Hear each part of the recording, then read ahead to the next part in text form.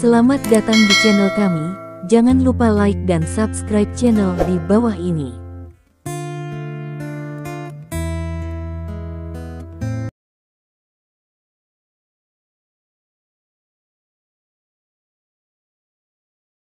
Bab 1721. Ibu kota kekaisaran, pinggiran barat, di bengkel pabrik tertentu. Patriark, ini yang kamu inginkan. Seorang pria berjubah putih menyerahkan stalaktit kepada Stephen. Stephen membawa stalaktit itu. Stalaktit hanyalah nama yang diberikan Stephen pada benda ini, karena sangat mirip dengan stalaktit. Setelah mendapatkannya, Stephen merasakan hawa dingin, yang tidak sekuat Jihan Bingkuan. Apakah ini produk dari peradaban alien? Dong Jian mau tidak mau bertanya. Stephen telah memberitahunya tentang asal-usul stalaktit, dan melihat benda ini dengan matanya sendiri, Dong Jian masih merasa sedikit fantastis di hatinya. Jantung. Ya, Stephen mengangguk, lalu menatap bawahan di depannya dan bertanya, apakah sumber airnya sudah siap? Stephen berjalan ke kamar sebelah. Ruangannya tidak besar, ada batu-batu besar di lantai ruangan, di tengah-tengah batu dibuat lubang, di atas lubang ada lubang bundar. Ukuran lubang bundar persis sama dengan lubang cembung di stalaktit. Sama. Stephen berjalan di bawah lubang bundar, dan memasukkan bagian stalaktit yang menonjol menghadap ke lubang bundar. Dengan sekali klik, stalaktit langsung menyatu. Setelah itu, bawahan Stephen berjalan ke samping dan menekan tombol pengiriman air. Beberapa detik kemudian, setetes air memadat di ujung stalaktit. Wajah semua orang menjadi heboh, lagi pula ini adalah ujian pertama stalaktit, jika berhasil berarti stalaktit bisa terus diproduksi di masa depan. Kutu, tetesan air di stalaktit akhirnya jatuh ke lubang bebatuan. Begitukah? Tanya Dong Jian. Stephen mengangguk, dan berkata, ini sama dengan yang saya lihat di Xianshengzhou. Mata air es yang sangat dingin ini luar biasa, dan tidak akan memadat sendiri, tetapi ketika organisme menyentuhnya, organisme akan langsung membeku. Membeku. Petik 2. Sambil berbicara, Stephen mengulurkan tangannya dan menekan jarinya pada setetes air. Rasa dingin yang sangat menakutkan mengalir ke tubuh Stephen dalam sekejap, tetapi dalam sekejap, kehangatan muncul di kerangka tubuh Stephen, menghilangkan rasa dingin itu. Itu benar. Ini musim semi-es yang sangat dingin. Kita berhasil. Stephen berkata dengan penuh semangat. Bolehkah aku menyentuhnya? Stephen bertanya. Satu tetes seharusnya baik-baik saja. Kamu meletakkan tanganmu di bawah stalaktit, kata Stephen. Dong Jian mengangguk, dan merentangkan tangannya di bawah stalaktit. Perlahan, setetes mata air es yang sangat dingin muncul, dan kemudian jatuh ke telapak tangan Dong Jian. Dengan sekejap, mata air es yang sangat dingin dengan cepat menyebar setelah menyentuh tangan Dong Jian, dan kemudian menghilang. Dong Jian tiba-tiba menarik tangannya, dan seluruh tubuhnya bergetar. Dingin sekali, kata Dong Jian dengan tubuh gemetar, dan pada saat yang sama, seluruh telapak tangan Dong Jian langsung berubah menjadi ungu. Cepat dan letakkan tanganmu di selangkangan untuk melakukan pemanasan. Stephen tersenyum. Dong Jian secara alami tidak akan meletakkan tangannya di selangkangannya. Dia meletakkan tangannya di bawah ketiaknya, dan setelah beberapa saat, suhu tangannya perlahan kembali normal. Mengerikan. Air dengan suhu seperti ini belum pernah terlihat sebelumnya, kata Dong Jian dengan rasa takut yang masih ada. Bahkan jika itu adalah pembangkit tenaga listrik tingkat suci pertempuran, begitu jatuh ke mata air es yang sangat dingin, itu hanya akan menyebabkan kematian. Kata Stephen, jika kita dapat mengumpulkan cukup banyak mata air es yang sangat dingin dan membuat senjata air yang dapat menembakkan mata air es yang sangat dingin, bukankah tingkat kematiannya sebanding dengan senjata laser? Kata Dong Jian, itu agak terlalu boros, dan sebelum kamu menembak, seorang ahli super dapat membuat prediksi dan menghindarinya, sia-sia. Stephen menggelengkan kepalanya. Itu benar. Dong Jian mengangguk.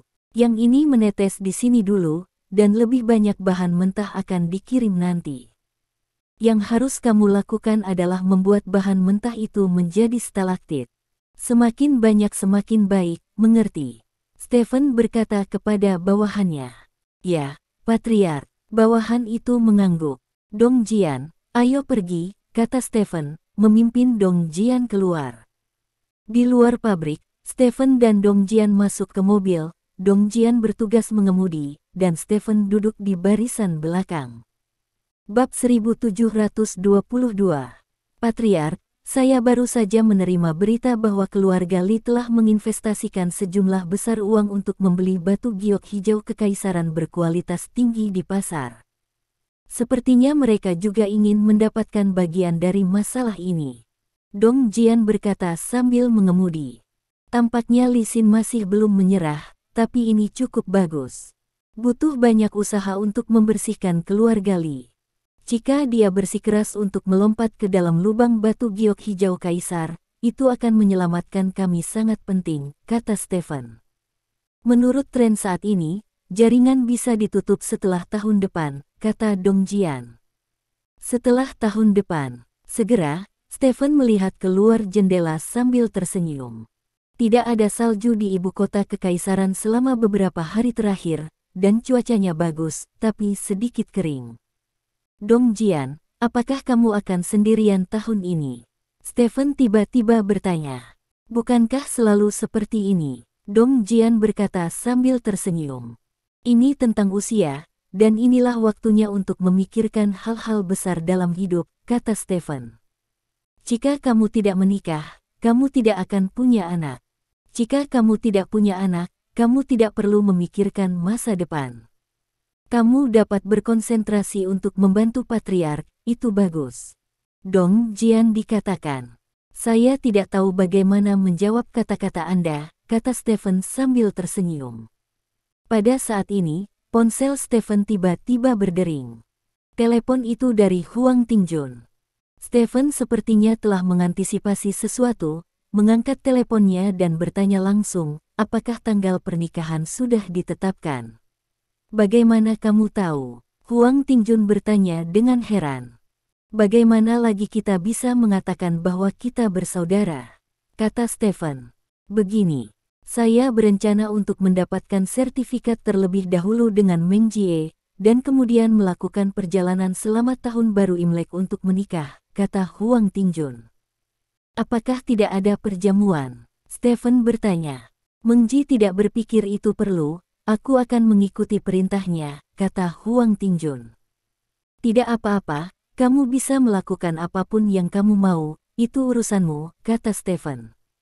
Terima kasih, Stephen, terima kasih telah mendukung kami, kata Huang Tingjun dengan emosi. Jangan berterima kasih padaku, bersikap baiklah pada adikku, dia sudah cukup menderita, kata Stephen. Huang Tingjun mengangguk. Setelah keduanya mengobrol santai untuk beberapa patah kata, Stephen menutup telepon. Ini malam tahun baru lagi. Stephen meletakkan teleponnya ke samping dan menggeliat. Ketika saya masih muda, yang paling saya nantikan adalah tahun baru Imlek, karena selama tahun baru, saya bisa membeli baju baru, makan makanan enak, berlibur, dan mendapatkan uang keberuntungan. Sekarang, saya tidak tampaknya memiliki banyak harapan untuk tahun baru. Selain bertambah tua, tidak banyak perubahan dari tahun ke tahun, kata Dong Jian sambil tersenyum. Itu karena kamu selalu menyendiri, dan tidak ada referensi di sekitarmu, jadi kamu selalu merasa tidak ada yang berubah. Lihat aku punya 2 anak. Setelah tahun ini, kedua anakku akan berusia 2 tahun.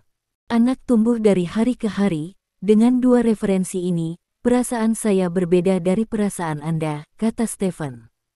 Apakah Tuan Muda dan Nona Muda akan menghabiskan tahun baru bersama tahun ini? Tanya Dong Jian. Ya.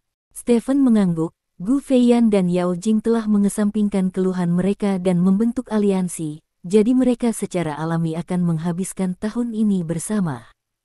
Kepala keluarga menikmati berkah dari semua orang, yang membuat iri. Dong Jian tertawa. Kamu iri, kamu hanya perlu mengaitkan jarimu, ada banyak gadis di Kaisar yang bersedia membentuk kelompok untuk melayanimu, tetapi kamu tidak suka minyak dan garam, kata Stephen. Dong Jian tersenyum dan melihat ke depan. Pemandangan di depan terus berubah, tetapi dua orang di dalam mobil tidak berubah selama bertahun-tahun. Beberapa hari berlalu dalam sekejap mata. Hari ini adalah tahunnya 30. Seluruh kompleks villa keluarga Lin telah sepenuhnya memasuki ritme tahun baru Imlek. Anggota keluarga perempuan dari keluarga Lin tersebar di seluruh kompleks villa. Ada yang membersihkan, ada yang menggantung lentera dan memasang bait festival musim semi. Bab 1723. Anak-anak bermain di halaman, lapangan basket, dan taman bermain di masyarakat. Sedangkan untuk laki-laki yang bekerja untuk keluarga masih melakukan penyelesaian akhir tahun ini di perusahaan, sedangkan laki-laki yang tidak bekerja untuk keluarga melakukan pembelian di jalan dan mengirimkan semua barang tahun baru ke keluarga Lin. Orang-orang tua yang tidak memiliki tenaga kerja duduk santai dan mengobrol sambil membuat teh. Orang-orang dari keluarga Lin yang berbeda dari seluruh dunia ini telah bergabung bersama setelah lebih dari setahun bergaul.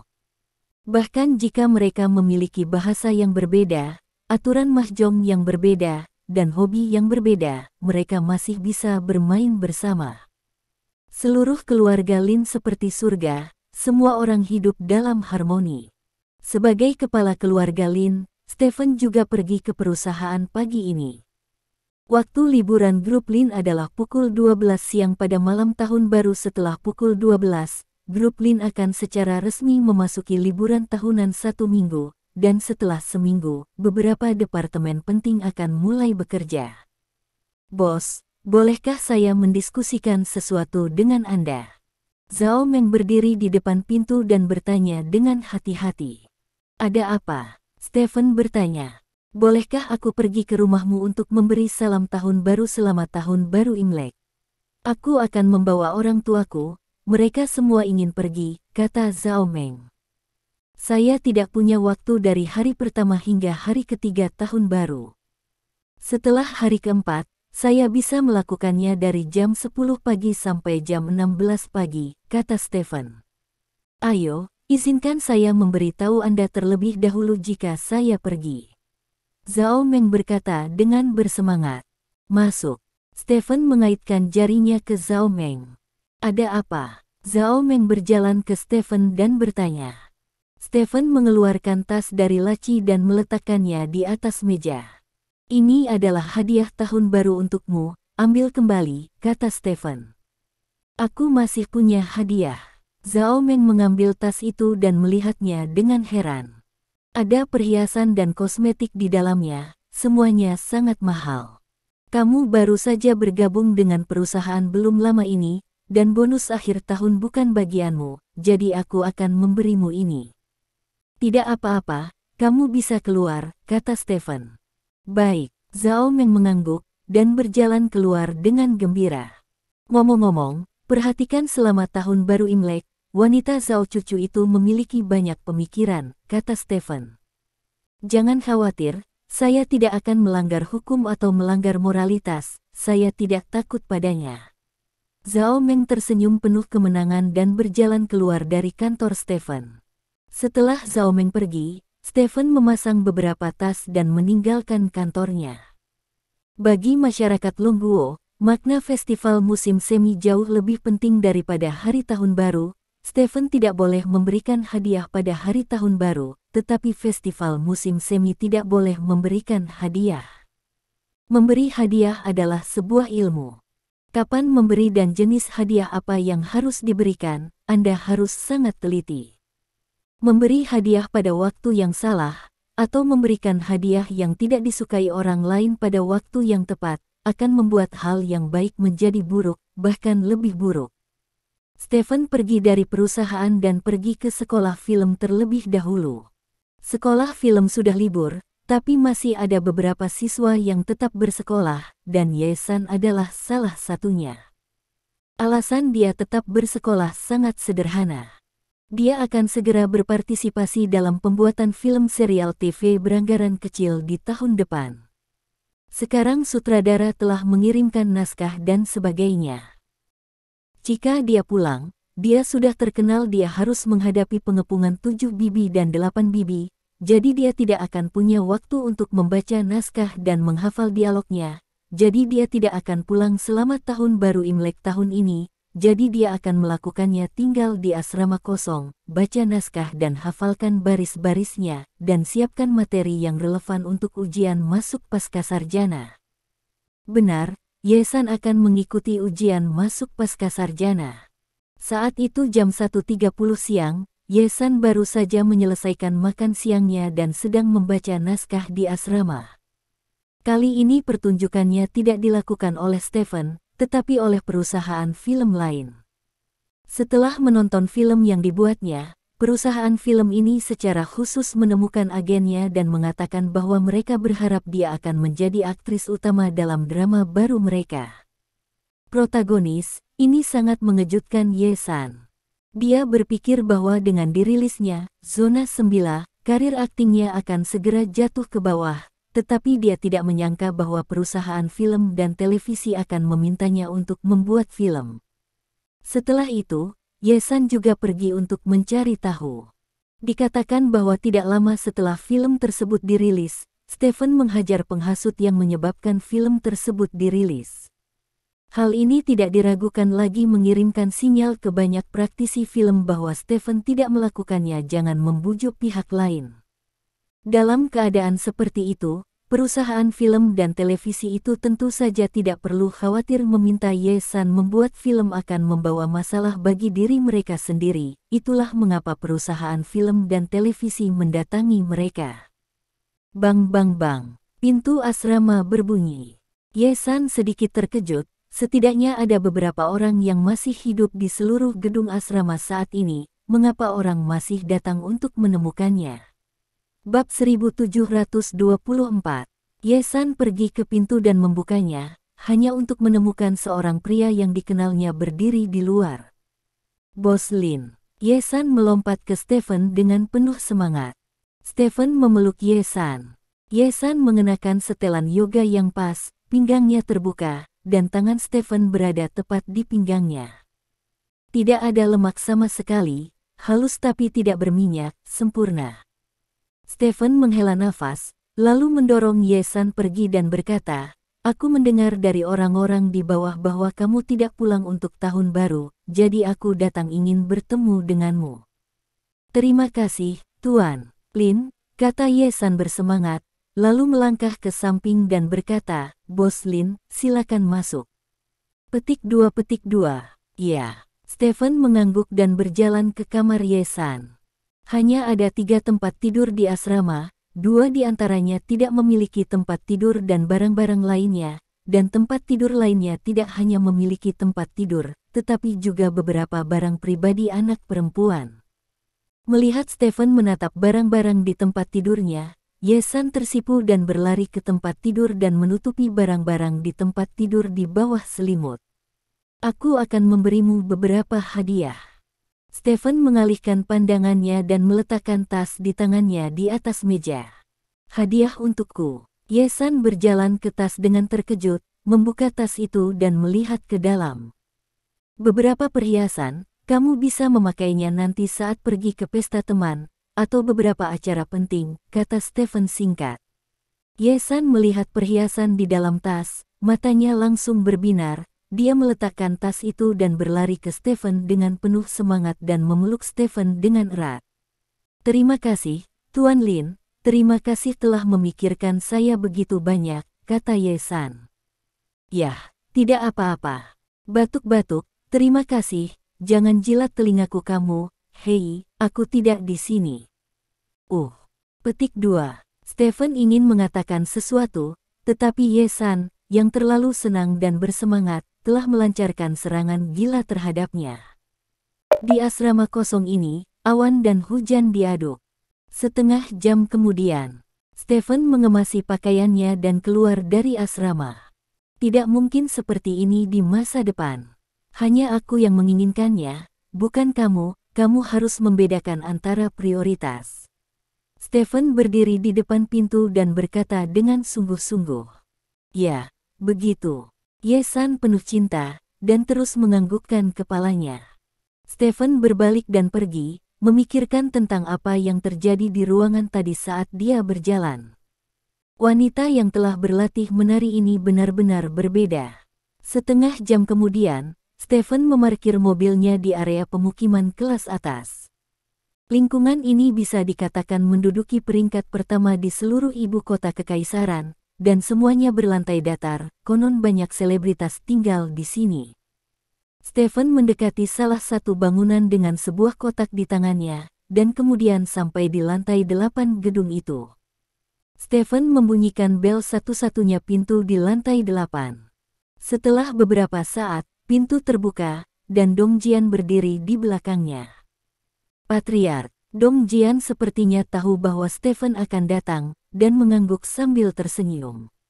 Stephen menyerahkan kotak di tangannya kepada Dong Jian dan berkata, "Saya tahu Anda tidak tahu cara membeli barang tahun baru, jadi saya menyiapkan beberapa untuk Anda."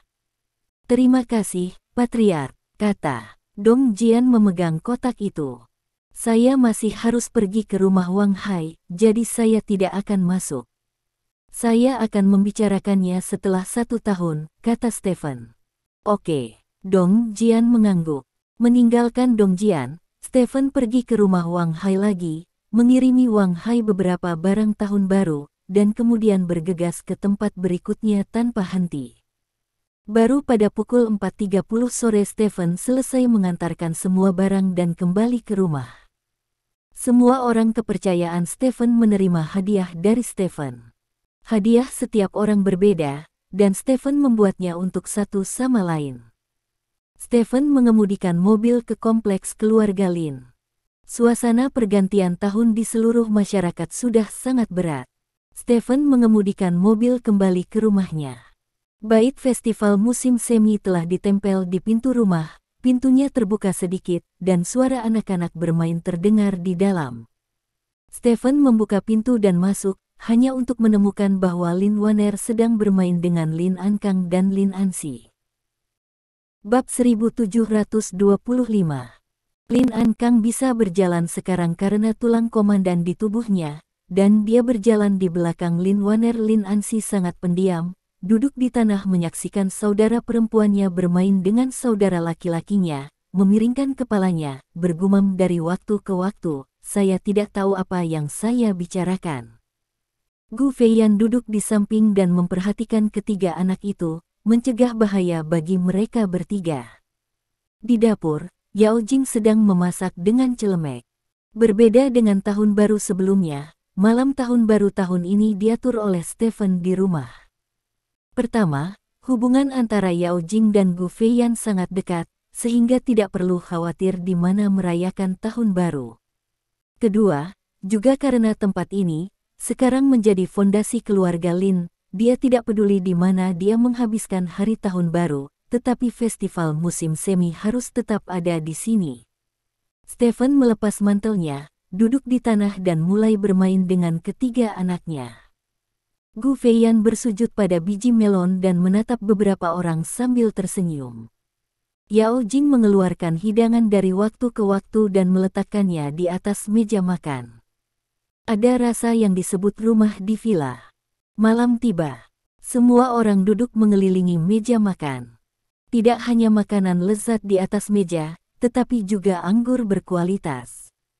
Gu Feiyan dan Yao Jing duduk di kedua sisi Stephen, memegang anak satu sama lain di tangan mereka.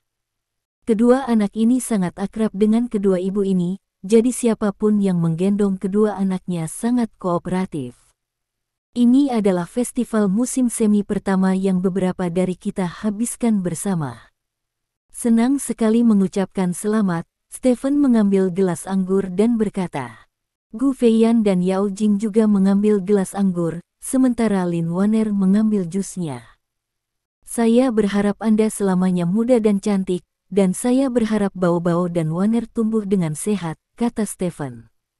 "Aku berharap yang terbaik untukmu, kedamaian dan kegembiraan," kata Yao Jing. "Saya berharap Anda memiliki keluarga yang bahagia dan hidup yang bahagia." Gu Feiyan tersenyum dan mengedipkan mata pada Stephen. "Saya berharap Papa Lin mendominasi seumur hidup," Lin Waner berkata dengan keras. Hahaha, Warner yang paling keras, ayolah, bersulang, kata Stephen. Cheer. Semuanya mendentingkan gelas mereka bersamaan. Suara jernih bergema di ruangan itu.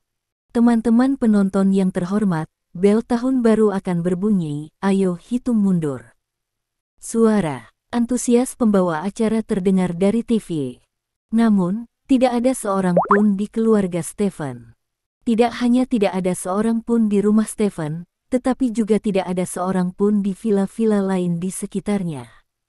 Semua anggota keluarga Lin keluar dari rumah saat ini, dan keluar dari aula leluhur Lin yang terletak jauh di dalam area villa. Saat Stephen memindahkan keluarga Lin ke area villa ini, aula leluhur keluarga Lin juga dipindahkan ke sini secara keseluruhan, dan ditempatkan di atas harta karun geomantik. Semua pria, wanita, dan anak-anak di area villa datang ke sini. Stephen meninggalkan ruang terbuka besar di luar aula leluhur, dan ratusan orang telah berkumpul di ruang terbuka.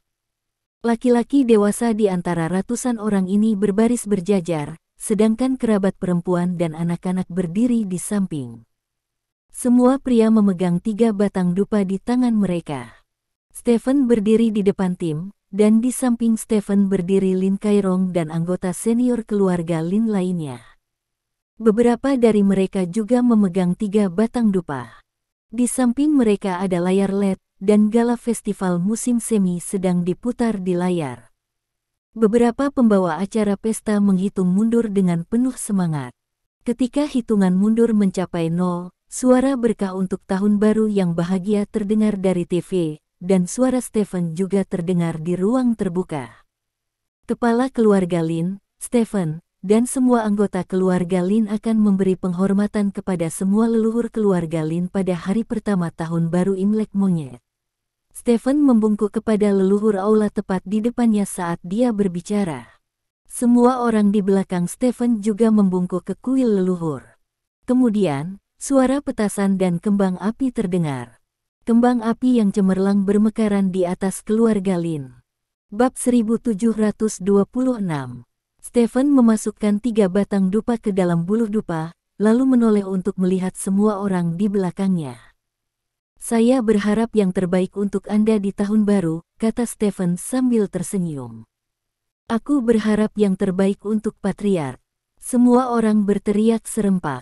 Beginilah tahun baru tiba. Stephen dibangunkan oleh suara petasan di pagi hari. Dia bangun dan melihat sekeliling. Tidak ada seorang pun di kedua sisinya. Jadi itu mimpi. Stephen melihat ke langit-langit dan teringat mimpi yang baru saja dialaminya. Dalam mimpi itu, Yao Jing dan Gu Feiyan dipeluk kiri dan kanan olehnya, meminta apapun yang mereka inginkan. Dia benar-benar mengalami kebahagiaan orang kaya. Namun, itu hanya mimpi setelah semua. Stephen ingat dengan jelas bahwa setelah memuja leluhurnya, dia minum dengan Yao Jing dan Gu Feiyan di rumah sampai setelah jam 2 pagi. Kedua wanita itu kembali ke kamar tidur utama bergandengan tangan. Dia datang ke kamar ini sendirian dan tidur sampai subuh.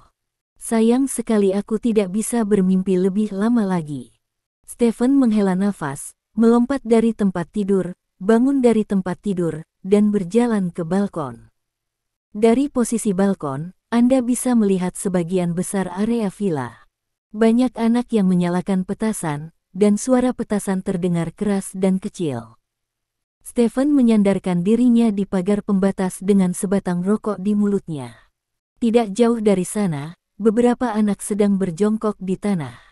Salah satu pria kecil gemuk memegang petasan seukuran jari kelingking di satu tangan dan korek api di tangan lainnya. Mungkin karena petasan terlalu besar, lelaki kecil gendut itu sangat berhati-hati dalam menyalakan api. Dia meletakkan api di bawah sumbu beberapa kali, dan kemudian memindahkan api sebelum sumbu terbakar.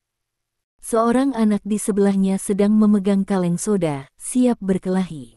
Masih bisakah kamu melakukannya? Cepatlah. Petik 2. Seorang anak tidak bisa menahan desakan. Pria kecil gemuk itu menelan ludah dan berkata, "Jangan khawatir, sekarang." Petik 2. Sambil berbicara, lelaki kecil gendut itu menyalakan korek lagi, dan kemudian menyalakan api di bawah sekring sedikit demi sedikit.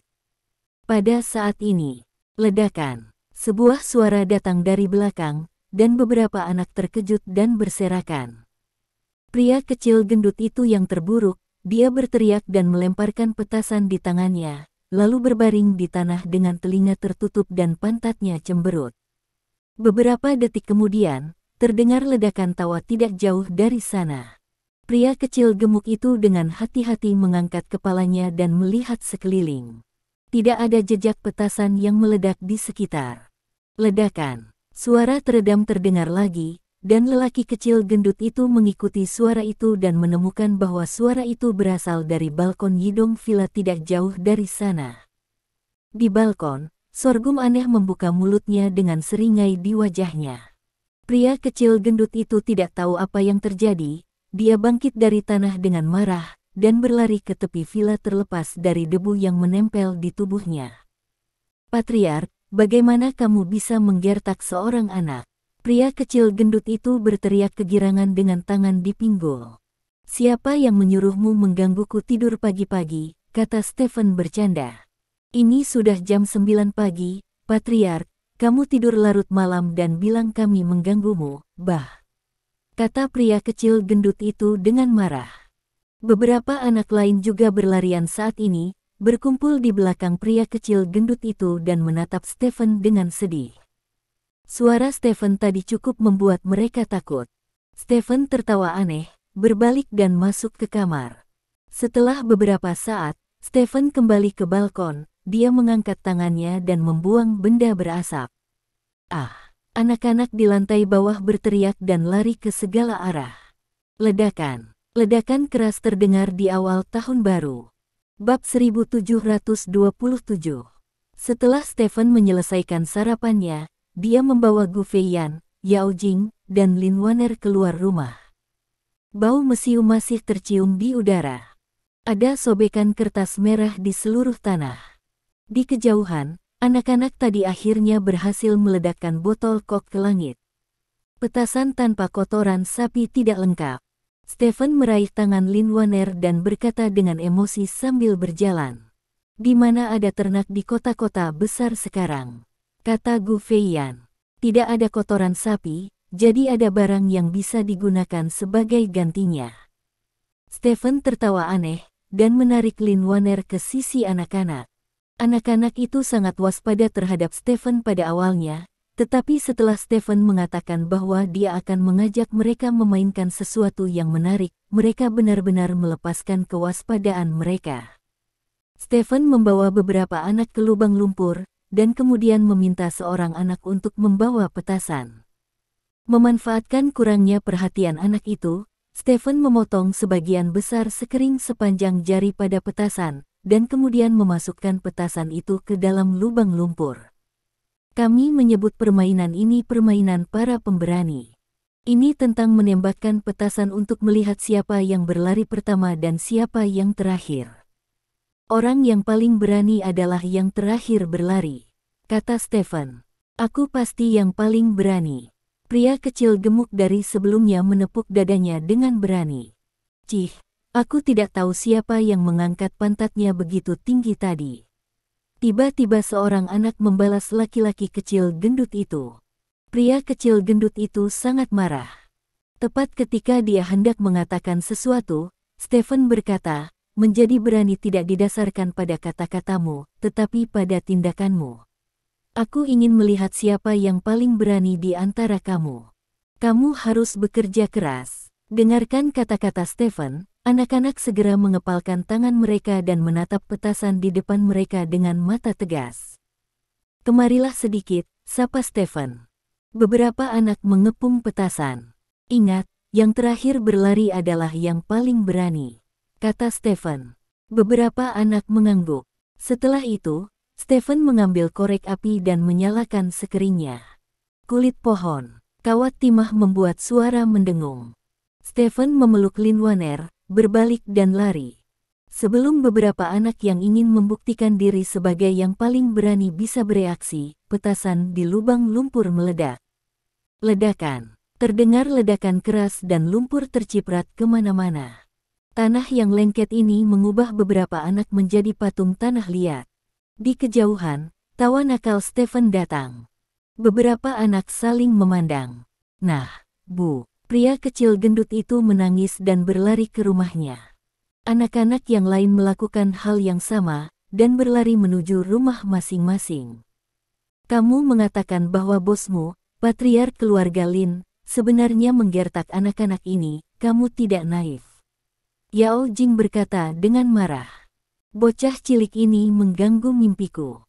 Jika aku tidak memberi mereka pelajaran, mereka tidak akan tahu siapa bosnya di sini, Stephen mendengus dingin.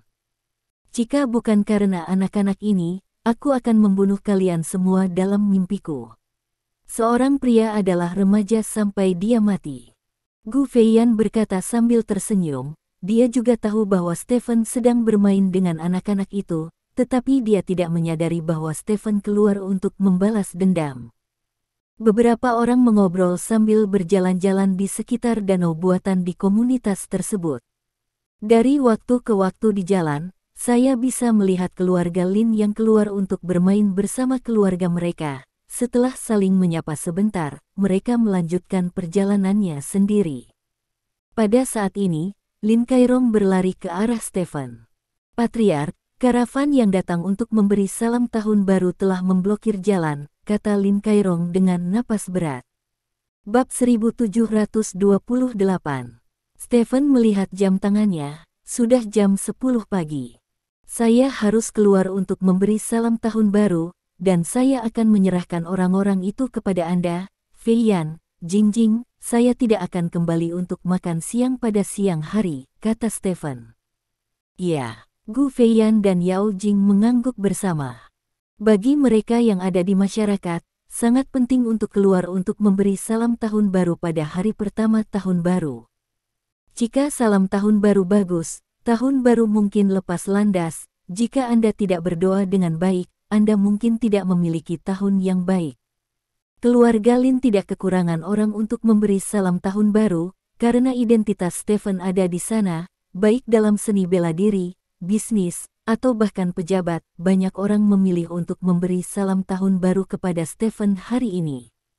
Namun, Stephen juga memiliki orang-orang yang membutuhkannya untuk berinisiatif datang membayar ucapan selamat tahun baru.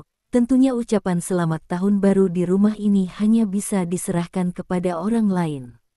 Stephen mengucapkan selamat tinggal kepada semua orang, kembali ke rumah dan mengendarai mobil sederhana, lalu meninggalkan area villa keluarga Lin melalui pintu belakang.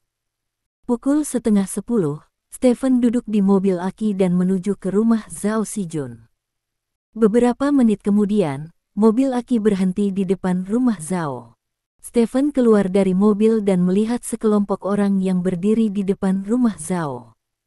Setiap orang dalam kelompok orang ini mengesankan, dan mereka bukan orang biasa pada pandangan pertama.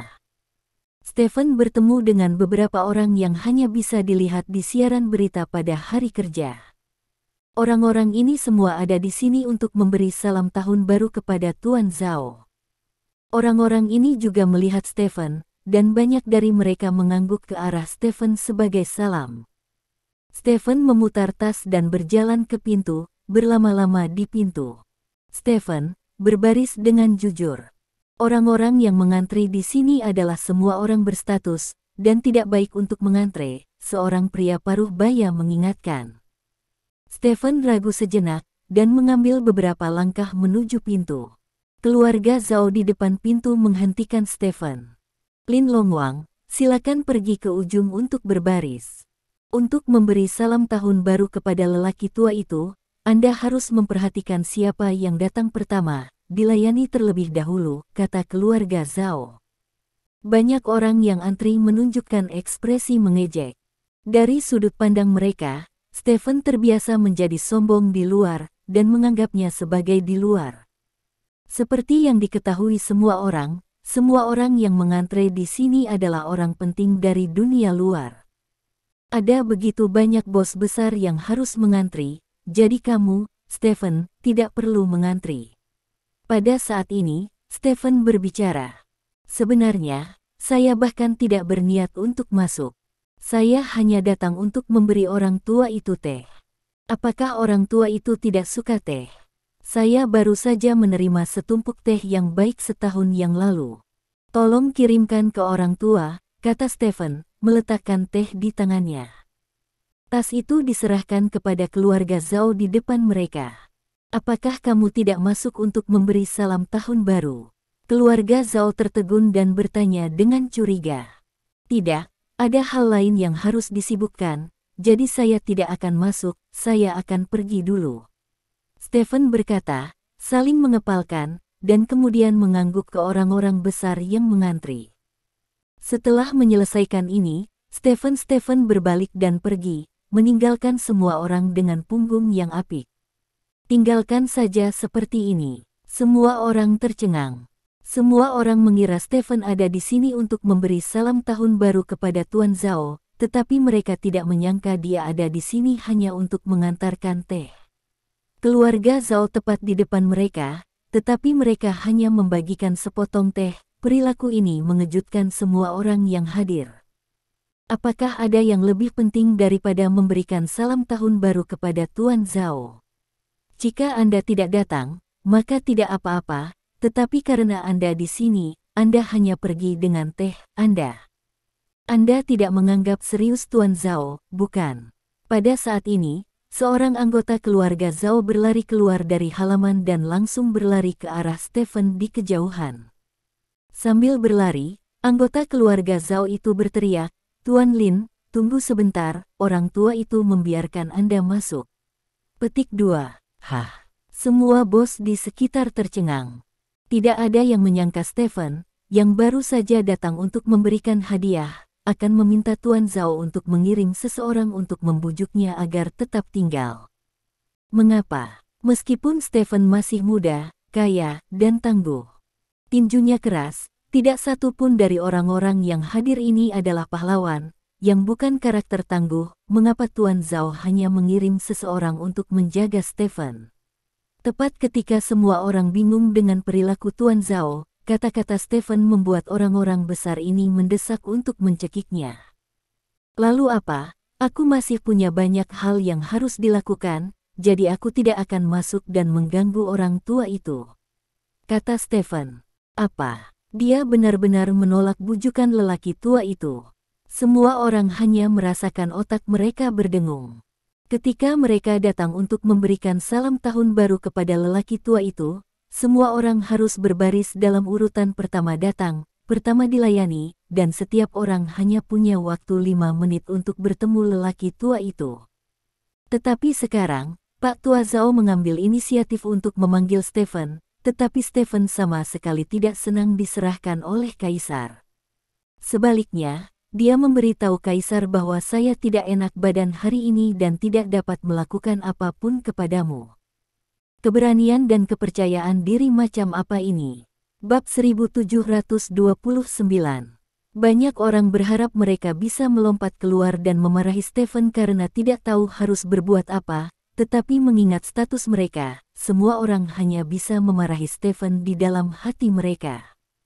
Keluarga Zhao yang diusir untuk mempertahankan Stephen juga tercengang. Hari-hari ini, tidak peduli apakah mereka pejabat dari perbatasan, pejabat dari ibu kota kekaisaran, atau pengusaha kaya, semua orang bangga diwawancarai oleh lelaki tua itu, apalagi dipanggil oleh lelaki tua itu sendiri. Stephen ini, beraninya dia menolak pemanggilan orang tua itu. Mungkinkah dia akan bertemu seseorang yang lebih besar? Keluarga Zhao kaget, lalu bertanya dengan suara rendah, di mana Tuan Lin sedang terburu-buru. Mendengar pertanyaan keluarga Zhao, telinga banyak orang terangkat, dan mereka semua mengingatnya sekarang. Stephen menolak dipanggil oleh lelaki tua itu. Kemungkinan besar ada orang yang lebih kuat menunggunya. Saya harus pergi ke Guo Xiao Tuan Guo. Dia meminta saya untuk makan siang bersama. Sudah waktunya makan siang. Saya tidak bisa membiarkan orang menunggu, Stephen menjelaskan. Guo Zi tua khawatir. Nama ini memang nama yang terkenal di ibu kota kekaisaran, dan Tuan Guo sendiri jelas merupakan orang terkemuka di lingkaran ibu kota kekaisaran. Namun, Meskipun itu adalah Tuan Guo, di mulut Tuan Zhao, dia hanyalah Xiao Guo. Stephen menolak bertemu Tuan Zhao karena Xiao Guo, bukankah dia gila? Tuan Lin, ketika saya pertama kali keluar, saya mendengar dari lelaki tua itu bahwa dia telah meminta dapur untuk menyiapkan satu set mangkuk dan sumpit tambahan. Saya pikir itu untuk Anda, kata keluarga Zhao dengan wajah serius. Punya mangkuk dan sumpit ekstra. Mendengar ini, semua petinggi yang hadir tidak bisa menahannya. Tuan Zhao tidak hanya memanggil Stephen sendirian, membiarkan Stephen mengantri, dan bahkan tetap tinggal di Stephen untuk makan siang. Hadiah yang luar biasa ini. Tahukah Anda, hari ini adalah hari pertama tahun baru, dan makan siang pertama di hari pertama tahun baru, orang yang bisa menghidangkan meja haruslah kroni mutlak selain anggota keluarga. Stephen, Heide dan Heneng, bagaimana dia bisa berada di meja Zhao pada siang hari ini? Saya belum pernah mendengar bahwa Stephen adalah milik Tuan Zhao. Bukankah ada rumor konflik antara Stephen dan keluarga Zhao sebelumnya? Mengapa Tuan Zhao bersikap seperti itu terhadap Stephen sekarang? Apakah ada bab yang hilang? Kalau tidak, bagaimana bisa begitu tiba-tiba? Mengapa lelaki tua itu menyuruhku makan malam? Stephen juga bingung. Dia yakin bahwa hubungannya dengan Tuan Zhao jauh dari bisa makan siang bersama pada hari pertama tahun baru. Mengapa Tuan Zhao meninggalkannya untuk makan siang? Meninggalkanmu untuk makan siang, tentu saja makan siang, kalau tidak, apalagi yang bisa kamu lakukan? Keluarga Zhao juga sedikit terdiam oleh pertanyaan Stephen, dan menjawab dengan bingung. Tapi saya punya janji dengan Tuan Guo, kata Stephen dengan cemberut. Tuan Lin, Tuan Guo, Tuan Zhao, mana yang lebih penting, Anda harus tahu di dalam hati, kata keluarga Zhao dengan wajah serius. Ya, Stephen mengangguk dan berkata, terima kasih saudara telah mengingatkanku. Petik 2. Kalau begitu ikut aku. Keluarga Zhao berkata sambil tersenyum. Saudaraku ini, kembalilah dan beritahu lelaki tua itu bahwa saya telah setuju untuk makan dengan Tuan Guo. Tuan Guo dulunya adalah atasan saya, dan sekarang dia adalah teman saya yang melupakan usianya. Dia sangat penting di hati saya, dan sulit bagi orang biasa untuk membandingkannya. Jadi, saya hanya bisa hidup sesuai dengan kebaikan lelaki tua itu, dan saya akan datang ke pintu untuk meminta maaf kepada lelaki tua itu dalam beberapa hari, kata Stephen sambil menggenggam tangannya. Tinju di pihak lain, lalu berbalik dan pergi. Keluarga Zhao berdiri di tempat dengan tercengang. Para bos di sekitarnya juga berdiri di sana dengan tercengang. Di bawah pengawasan mereka, Stephen naik ke mobil aki, berjalan menjauh sedikit, dan akhirnya menghilang di depan semua orang. Lin, Tuan Lin sangat peduli dengan cinta dan kebenaran. Mulut keluarga Zhao sedikit berkedut, lalu berbalik dan berjalan cepat ke halaman. Para bos di sekitarnya saling memandang dengan cemas. Mereka tahu bahwa Stephen sangat kuat, dan mereka juga tahu bahwa Stephen masih sangat muda. Adalah normal bagi orang yang cakap untuk menjadi muda dan kuat, tetapi mereka belum pernah melihat orang seperti Stephen. Tidak. Ini tidak bisa lagi dijelaskan dengan semangat muda, ini hanya kekurangan otak. Semua orang melihat ke depan. Rumah dalam keluarga Zhao menghadap semua orang seperti mulut besar. Orang tua, apa reaksimu? Bab 1730. Banyak orang memiliki pertanyaan seperti itu di dalam hati mereka. Di dalam halaman, seorang lelaki besar yang datang untuk memberi salam tahun baru membungkuk untuk mengucapkan selamat tinggal kepada Zhao Xijun. Zhao Xijun melambaikan tangannya, tidak berniat menahan pihak lain untuk makan malam. Pihak lain merasa sedikit menyesal, dan dia ingat bahwa Zhao Xijun memerintahkan dapur belakang untuk menambahkan sepasang mangkuk dan sumpit barusan. Jelas, sepasang mangkok dan sumpit itu tidak disediakan untuknya. Saat ini, seorang anggota keluarga Zhao masuk dengan cepat. Orang tua, Stephen berkata dia akan memberi salam tahun baru kepada Guo Zhou, jadi dia menolak undanganmu. Keluarga Zhao mendatangi Zhao Sijun dan membungkuk. Orang yang berjalan keluar sedikit terkejut ketika mendengar ini. Stephen menolak undangan Tuan Zhao. Oh, Guo Xiao. Zhao Sijun bergumam pada dirinya sendiri, lalu melambaikan tangannya dan berkata, biarkan semua orang di luar kembali dulu, kita tidak melihat pengunjung hari ini. Ya, keluarga Zhao mengangguk, putar berkeliling dan berjalan keluar. Zhao Sijun duduk di kursi, mengetuk sandaran tangan kursi dengan jari-jarinya, wajahnya normal, tetapi tidak ada tanda-tanda kemarahan. Setelah beberapa saat, Zhao Yin bergegas. Kakek, aku mendengar dari keluargaku bahwa Stephen benar-benar menolak pemanggilanmu. Zhao Yin bertanya dengan amarah di wajahnya. Berita Anda terinformasi dengan baik, kata Zhao Sijun datar. Kakek, Stephen benar-benar semakin sombong. Tidak apa-apa baginya untuk mengabaikanku sebelumnya, tapi sekarang dia bahkan tidak memperhatikanmu. Ini benar-benar sedikit memalukan, kata Zhao Yin. Guo Xiao dan dia adalah teman lama, dan dia pergi menemui Guo Xiao, yang dapat dianggap sebagai penekanan cinta dan kebenaran, kata Zhao Sijun. Tapi, Zhao Yin mengerutkan kening, ingin mengatakan sesuatu yang lain. Jika kakek bahkan tidak memiliki kapasitas untuk menampung orang, dia tidak akan bisa mencapai posisinya saat ini. Suara Zhao Cucu terdengar dari belakang Zhao Yin. Zhao Yin melirik Zhao Cucu. Zhao Cucu mengenakan gaun merah panjang, terlihat sangat meriah. Aku hanya ingin memberitahunya sesuatu. Karena dia tidak mau mendengarkan, maka itu saja. Tidak ada yang perlu dikatakan, kata Zhao Sijun. Katakan sesuatu. Ada apa? Zhao Yin bertanya dengan curiga. Zhao Sijun menggelengkan kepalanya dan tidak berkata apa-apa. Kakek, selamat tahun baru, Gong Si Fakai. Zhao Cucu berjalan ke Zhao Sijun dengan senyum manis dan berkata. Zhao Sijun tersenyum, meraih tangan Zhao Cucu dengan ringan dan berkata, sudah setahun lagi, dan kamu 1 tahun lebih tua. Kakek, aku tidak perlu khawatir sekarang. Satu-satunya hal penting dalam telah memikirkannya sepanjang waktu, dan jika saya mengatakan sesuatu tahun ini, saya harus membawa kembali cucu menantu, apakah Anda mendengar saya? Oh, saya tidak ingin menikah begitu cepat, jika tidak aku tidak akan bisa mengikutimu sepanjang waktu. Kata Zhao Cucu genit, bagaimana seorang gadis bisa tetap tidak menikah selamanya?